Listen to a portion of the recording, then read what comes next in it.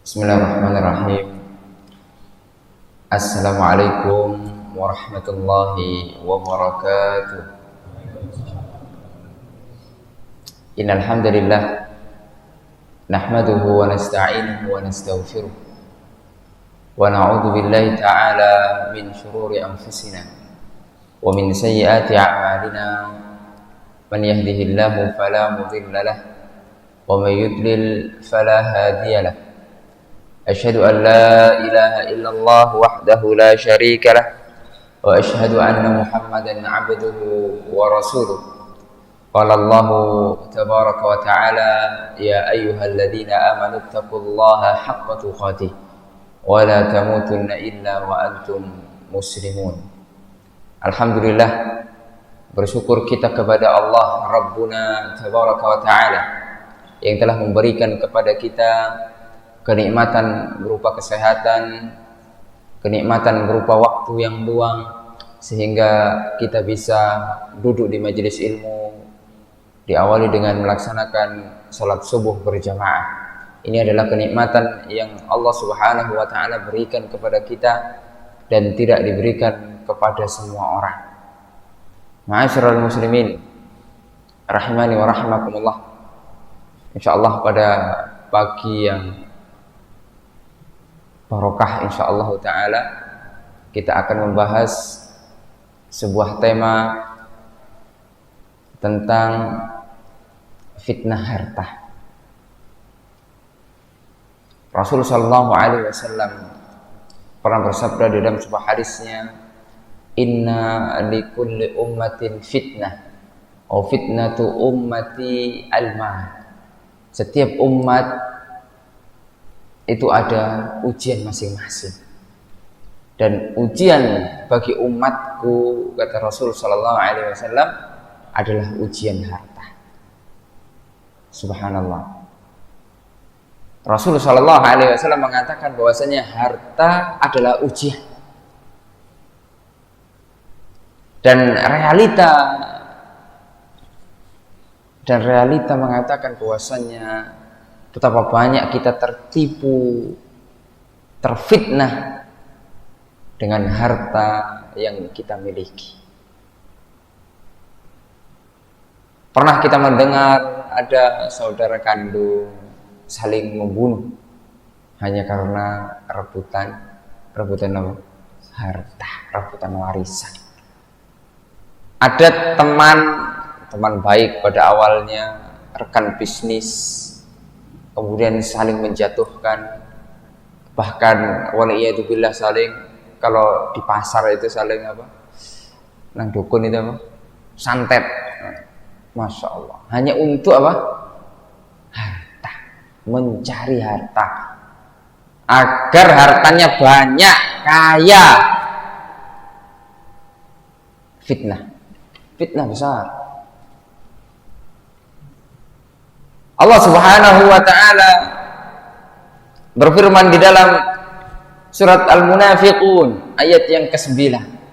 Allah mengatakan, ya ayyuhalladzina amanu la tulhikum amwalukum wala auladukum an dzikrillah wa may yaf'al dzalika faulaika humul khasirun.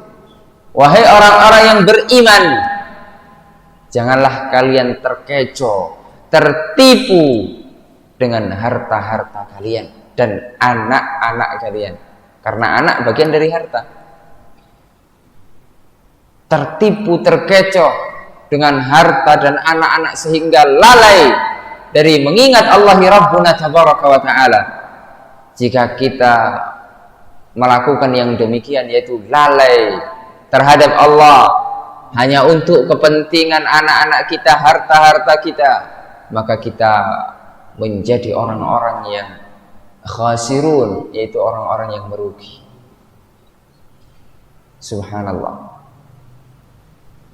Ini menjadi pengingat bagi kita semuanya agar kita ingat bahwasanya harta, anak-anak semua adalah titipan dari Allah Rabbuna tabaraka wa ta'ala. Kalau titipan itu kemudian melalaikan kita dari mengingat Allah, maka perlu dikoreksi lagi. Itu artinya kita telah tertipu. Betapa banyak orang demi mencari harta melalaikan hak-hak Allah Azza wa Jalla. Waktunya salat tidak ditunaikan hanya dengan alasan masih kerja. Hanya dengan masih kerja, subhanallah. Berapa kemudian gaji kita, kemudian kita melalaikan hak Allah Azza wa Jalla. Kita tidak menunaikan kewajiban kita kepada Allah. Subhanallah. Ini adalah ujian bagi kita. Di dalam ayat yang lain, surat Al-Anfal ayat yang ke-28, Allah Subhanahu wa taala pernah mengatakan, wa'lamu annama amwalukum wa auladukum fitnah. Dan ketahuilah bahwasanya harta kalian dan anak-anak kalian itu adalah fitnah. Fitnah, subhanallah. Fitnah bagi kita. Di dalam agama Islam, orang tidak terlarang Pak mencari harta. Ya, orang itu tidak terlarang mencari harta, mencari kekayaan, pengen kaya, itu dalam Islam tidak terlarang. Akan tetapi jangan sampai ada rambu-rambunya. Jangan sampai harta yang kita cari, kekayaan yang kita cari itu melalaikan kita dari jalan Allah. Para sahabat di antaranya al-mubashshiruna bil jannah, orang-orang yang telah mendapatkan kabar gembira, yaitu sudah disetempel surga oleh Allah Azza wa Jalla. Mereka semuanya adalah kaya-kaya. 10 orang al-asyarah mubashshirin bil jannah. Ya, siapa yang bisa menyebutkan 10 orang yang dijamin oleh Allah Azza wa Jalla, oleh Rasul SAW dijamin surga? Siapa yang bisa menyebutkan? Siapa yang bisa menyebutkan? Ada? Saya bantulah. Yang pertama, Abu Bakar As-Siddiq radhiyallahu anhu. Abu Bakar As-Siddiq ini orang kaya atau miskin? Oh, kaya. Ya. Kemudian yang kedua, Umar bin Khattab radhiyallahu anhu. Umar ini orang kaya atau orang miskin? Oh, oke. Ya. Terus Utsman bin Affan. Utsman ini orang kaya atau miskin? Kaya. Pernah suatu ketika Rasulullah SAW ya, miris melihat kelakuan orang Yahudi. Memang Yahudi kelakuannya begitu. Jadi orang Yahudi ini punya sumur, namanya Bi'rur Rumah, sumur rumah. Ya, sekarang masih ada sumurnya di Madinah, di sekitaran Masjid Qiblatain. Ya, di distrik Qiblatain itu ada Bi'rur Rumah. Sampai sekarang masih mengalir airnya jernih. Itu dulu bekas miliknya Yahudi. Dahulu umat Islam kan butuh air, toh. Kita hidup butuh air atau tidak? Butuh air. Ya. Orang Yahudi ini gitu. Ya, kemudian waktu itu butuh-butuhnya umat Islam khususnya dan manusia pada umumnya ketika itu butuh air. Sehingga sama orang Yahudi air itu dijual mahal. Subhanallah, dari sumur itu. Oleh karena Nabi mengatakan barang siapa yang membebaskan sumur ini, mewakafkan di jalan Allah, baginya surga. Utsman langsung ambil bagian. Bukan berarti Utsman ketika itu tidak punya uang, punya, cuma masalahnya orang Yahudi tidak mau beli, tidak mau menjual, tidak mau menjual. Sampai akhirnya kemudian dinego-nego, kemudian Masya Allah, Utsman memiliki kelebihan. Ya, Utsman memiliki kelebihan bisa terus dipepet orang-orang Yahudi itu. Sampai akhirnya mau dijual. Itu dengan harga kalau dirupiahkan 1 miliar. Sumur 1 miliar. Itu pun orang Yahudi itu ya masih licik ya. Jadi 1 miliar itu udah dikasih semua. Jadi sehari jatahnya Utsman, besoknya jatahnya Yahudi. Jadi sehari-hari gitu. Sehari begitu. Nah, kalau ketika jatahnya Utsman itu diinfakkan untuk kaum muslimin gratis. Semua, mau kaum muslimin, mau yang bukan kaum muslimin itu ngambil gratis. Nah, sedangkan kalau bagian orang Yahudi besoknya bayar. Kira-kira yang ramai pas jatahnya siapa? Ya pas gratis. Secara fitrah kita ini suka gratisan ya, iya. Subhanallah. Sampai akhirnya ketika gilirannya Utsman itu full itu, ramai, antri. Ya. Besoknya ketika giliran Yahudi yang berbayar, sepi. Tidak ada uang blas, tidak ada orang. Masya Allah. Akhirnya besoknya lagi Utsman ramai lagi. Iya. Sampai kemudian akhirnya kalau demikian lama-lama kita ini bangkrut, kata orang Yahudi. Oleh karenanya Pak, di antara cara kita mengalahkan orang Yahudi dengan satu cara, yaitu wakaf kaum muslimin. Utsman itu wakaf Pak. Kalau kita misalnya orang Yahudi jualan air, kita kemudian jualan air, tetap kalah gitu sama orang Yahudi. Karena orang Yahudi pasarnya lebih besar. Ya. Tapi kalau kita wakaf air, misalnya di masjid ini Ahmad Yani bikin wakaf air untuk kaum muslimin seluruh Surabaya, Masya Allah, itu mati tuh wong jualan aku itu. Ya, maksudnya jualan air itu aku. Jadi subhanallah, ya itu. Nah, kemudian akhirnya orang Yahudi, waduh, suwe-suwe bangkrut awak dhewe. Wis tak dol kabeh wis. Akhirnya dijual semuanya. Ya, Utsman, udahlah saya jual semuanya. SPNKB lah. Akhirnya dijual semuanya. Total Utsman membayar sumur itu 2 miliar kurang lebih. Ya, diwakafkan untuk kaum muslimin, diwakafkan di jalan Allah Azza wa Jalla. Sampai sekarang Utsman dapat pahalanya itu. Berarti Utsman orang kaya. Kemudian yang keempat, Ali bin Abi Thalib. Ali bin Abi Thalib kaya atau tidak? Kalau Ali bin Abi Thalib enggak. Ya. Enggak kaya. Apa namanya? Agak kurang lah. Ya. Nah, kemudian siapa lagi? Abdurrahman bin Auf. Ini kaya atau tidak? Oh, ini kayanya sahabat ini. Ya. Unlimited hartanya ini.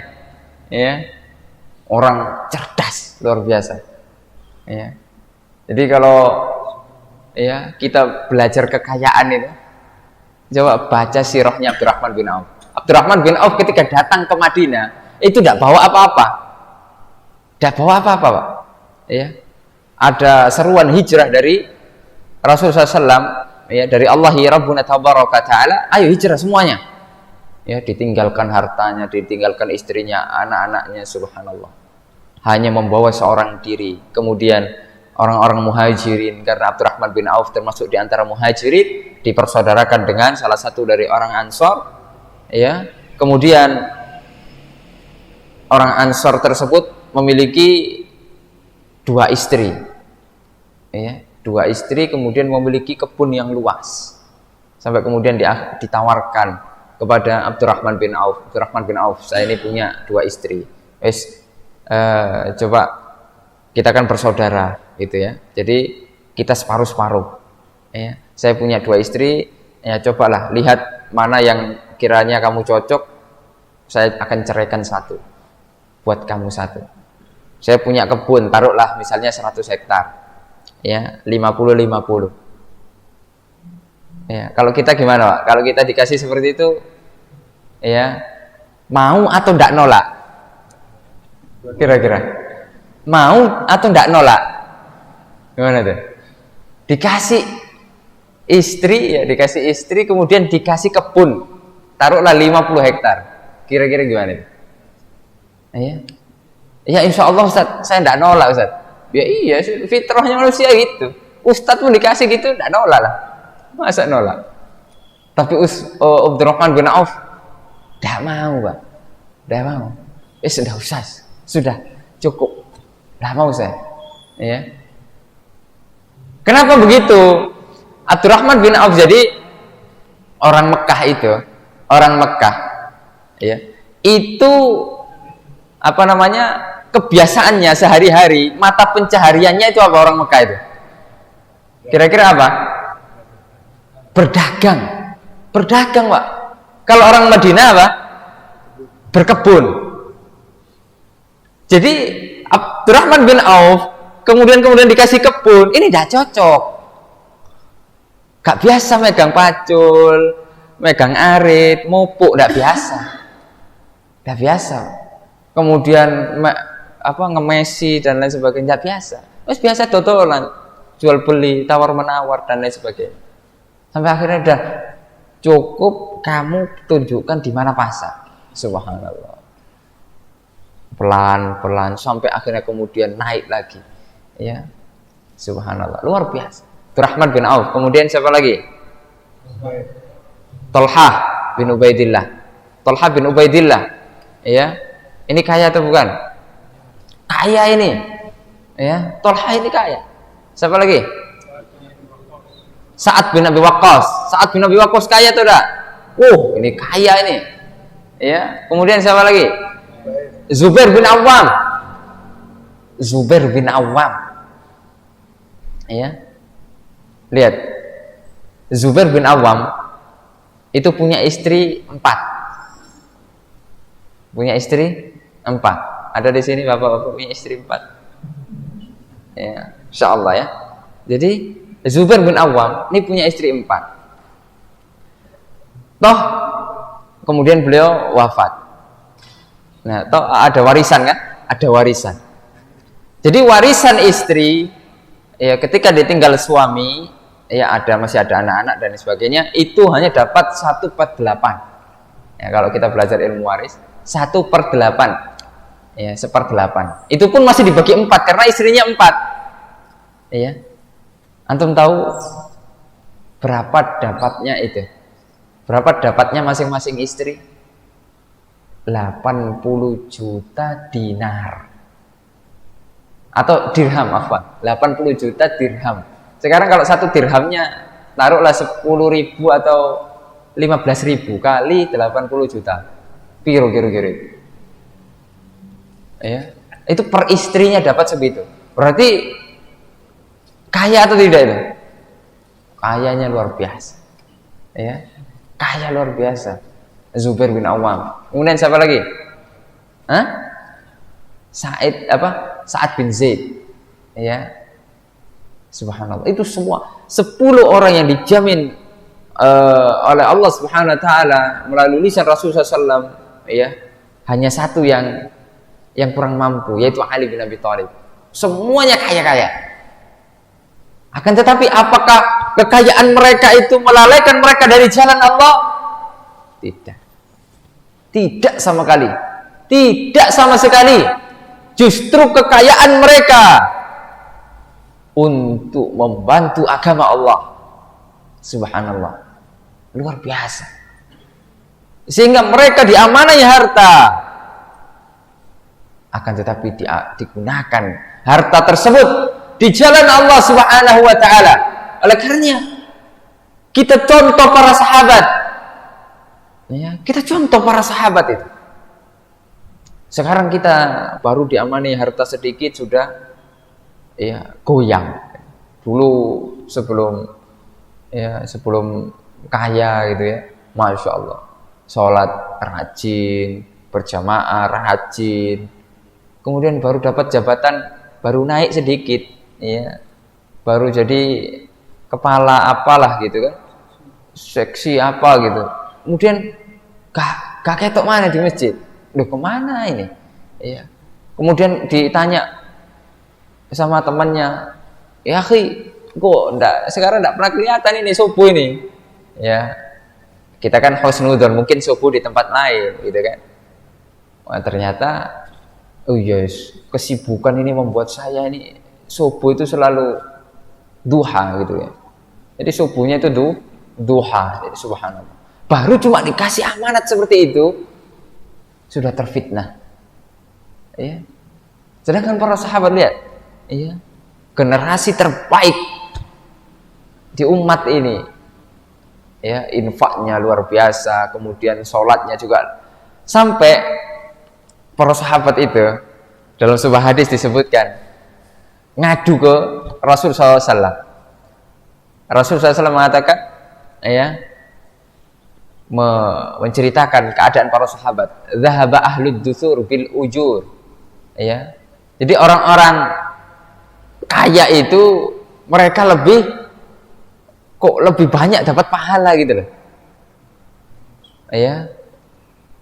Nusolli, ya, kami juga sholat. Ya, orang-orang yang kurang kaya, kemudian orang-orang kaya juga sholat gitu. Kami puasa, mereka juga puasa, orang-orang kaya itu. Akan tetapi ya Rasul SAW, tetap ada kalahnya kami ini. Mereka bersedekah dengan kelebihan bifuduli amwalihim, dengan kelebihan harta-harta mereka, sedangkan kita tidak bisa kita bersedekah seperti mereka karena kita nggak punya harta. Kemudian sama Nabi Muhammad SAW dikasih amalan. Ya udahlah,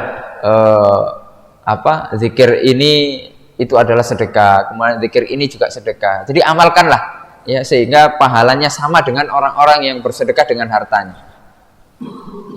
Kemudian datang lagi kepada Rasul, ya Rasul, ternyata orang-orang kaya itu mendengar, mereka mengamalkan juga zikir-zikir yang kita orang-orang miskin ini amalkan. Subhanallah. Maka kata Nabi Muhammad SAW, dzalika fadlullah yu'tihi man yasha.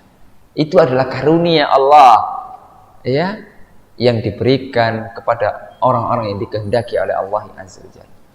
Jadi para sahabat kayanya itu tidak membuat lalai. Justru harusnya demikian. Orang kaya itu kan sudah tidak mikir lagi, Pak. Tidak mikir lagi buat kebutuhan perut, tidak mikir lagi. Jadi harusnya sudah bisa fokus untuk ibadah, untuk infak di jalan Allah. Harusnya kan begitu. Tapi realitanya bagaimana? Ya. Realitanya justru yang kaya tambah tamak dengan hartanya. Bagaimana bisa terus, ya, mengembangkan sampai lalai dari jalan Allah Rabbuna tabaraka ta'ala. Itu yang namanya terfitnah dengan harta. Ya. Subhanallah. Betapa banyak kita ini, ya, kita lihat diri kita masing-masing lah. Ya. Kalau kita misalnya dapat proyek, ya, miliaran, apakah ada kemudian kita langsung cita-citakan nanti sekian untuk di jalan Allah, sekian untuk bangun masjid, sekian untuk wakaf, untuk pondok pesantren, sekian untuk membantu para penuntut ilmu, sekian. Apakah sudah demikian? Atau malah tidak terfikir sama sekali, berpikir untuk nanti buka cabang di sana, buka cabang di sini. Subhanallah.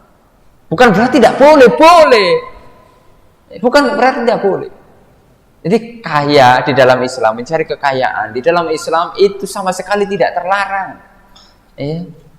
Sebagaimana para sahabat itu kaya, akan tapi para sahabat kaya tidak tertipu dengan kekayaannya. Justru kekayaan mereka untuk di jalan Allah Azza wa Jalla. Biaya jihad itu kan membutuhkan luar biasa itu. Membutuhkan biaya yang sangat banyak berjihad di jalan Allah. Ya. Itu ya dari harta para sahabat itu. Ya. Demikian juga, ya, umat Islam. Tentunya kemudian membantu kaum muslimin yang tidak mampu untuk belajar agama Allah. Ini juga sekarang bagian dari jihad. Kalau dahulu itu jihad bisaif, ya, dengan pedang. Nah, sekarang jihad kita adalah bil bayan, al jihadu bil bayan, dengan penjelasan, dengan ilmu, ya, dengan ilmu. Sekarang jihad itu bil ilmi, membantah syubhat, membantah kesesatan, ya, kesyirikan, kebid'ahan dan lain sebagainya. Itu bagian dari jihad. Dan itu toh membutuhkan ilmu, dan ilmu juga, ya, dicari. Subhanallah. Oleh karenanya, ma'asyiral muslimin rahimani wa rahimakumullah, ya, zaman sekarang saya pernah ketemu sama orang-orang yang nggak eman dengan hartanya di Madinah itu, ya, kita mahasiswa Madinah itu di Universitas Islam Madinah, setiap sebulan sekali itu ada pembagian duit, ya, dari seorang muhsinin. Ya, setiap hari Senin awal bulan. Jadi awal bulan Hijriah. Ya. Jadi itu sudah kayak Id. Ya, kalau pas waktu pembagian duit itu, pasti masjid itu selalu penuh. Ya. Karena sudah waktunya pembagian duit dan lumayan. Dapatnya dulu awal-awal kata kakak-kakak kelas itu 500 real pembagiannya. Ya. Berapa itu? 500 real. Kali 4.000 berapa? 2 juta ya? Ya, sekitar 2 juta. Nah, ini sekarang dikurangi jadi 150. Itu kan masih lumayan itu. Ya, apalagi buat mahasiswa toh. Ya, buat beli pecel, buat beli rawon. Tapi di sana tidak ada rawon. Ya, jadi pokoknya buat beli sesuatu lah 150. Itu saya lihat sendiri itu. Dan mahasiswa jamiah itu 13.000. 13.000. Ya. Itu semuanya dapat. Jadi apa? Berkarung-karung itu di gini kan? Apa dibopong ya, apa? Ya, diangkat gitu. Jadi uang itu berkarung-karung, bukan hanya satu orang, banyak orang yang mengangkat itu. Ya. Bayangkan 150 kali taruhlah 15.000 lah atau 20.000 orang. Oh, itu berapa miliar itu yang dikeluarkan setiap bulan. Ya, namanya Syekh Uter. Itu kalau antum tanya dengan mahasiswa Madinah pasti tahu itu. Ya. Syekh Uter. Ya, subhanallah. Beliau keluarkan hartanya untuk para penuntut ilmu di jalan Allah. Itu miliaran itu, Pak. Ya. Ringan rasanya mengeluarkan harta itu. Saya aja melihatnya itu pusing. Apa isinya itu? Duit kabeh. Subhanallah.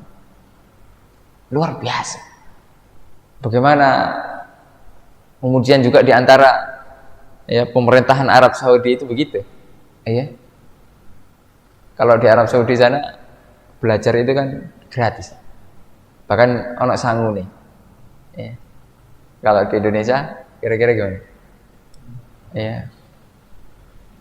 Kalau di sana, kalau di Indonesia kan kita anak kita sekolah bayar SPP. Kalau kita dibayar SPP. Ya, kalau di Saudi itu. Jadi Masya Allah. Dan itu di atas UMR gajinya. Ya, itu kan luar biasa. Itu bagaimana harta digunakan di jalan Allah. Oleh karena barokah. Lihat negara Saudi itu barokah. Di Saudi itu udah kayak Indonesia loh, Pak. Kering. Ya. Kalau di Indonesia kan katanya sih diuncalno apa?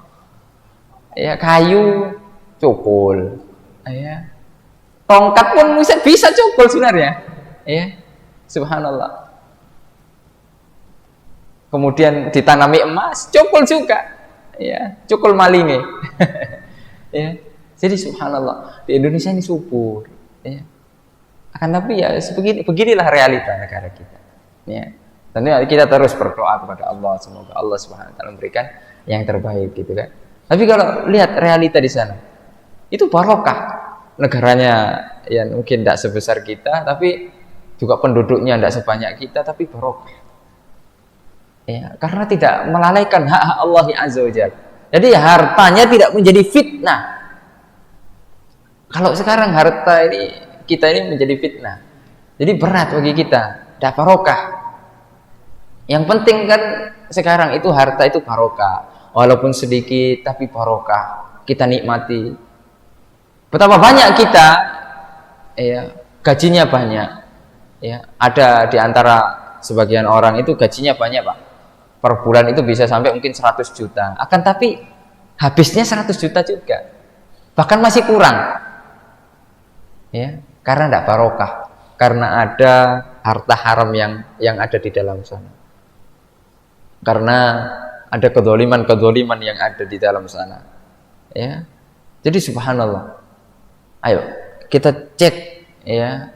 Kita cek diri kita masing-masing, sudahkah harta yang kita bawa pulang itu, kemudian kita kasih nafkah kepada keluarga kita itu harta yang halal dan thayyibah, ataukah ada harta-harta haram di sana? Nah, itu harus kita cek. Rasulullah SAW pernah mengatakan, kullu lahmin nabata min haramin fannaru aula bih. Setiap daging ya Setiap daging yang tumbuh dari harta yang haram, maka neraka layak baginya. Kita harus hati-hati Pak. Kita sebagai kepala rumah tangga jangan sampai kita ini lalai. Hanya cuma sekedar sing penting duit. Jangan hanya sing penting duit Pak. Sing penting uang, yang penting dapat kekayaan, jangan.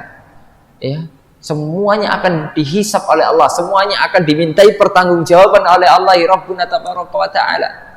Ya.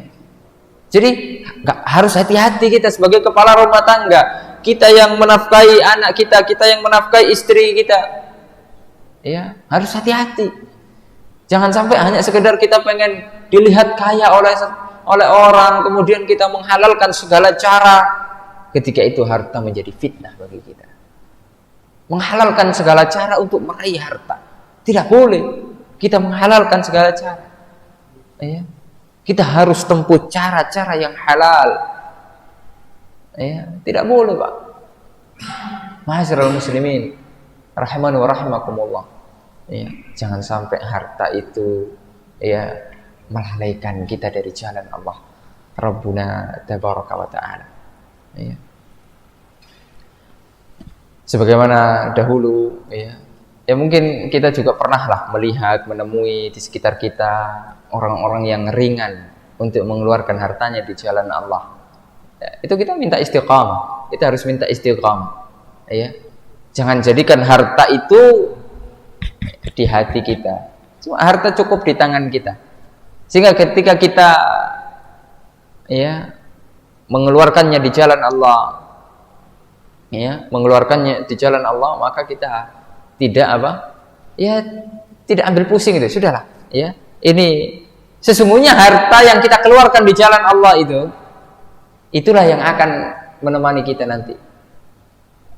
Jadi bukan harta yang kita simpan di bank, kita simpan di brankas, pokoknya di bawah bantal, bukan itu, ya.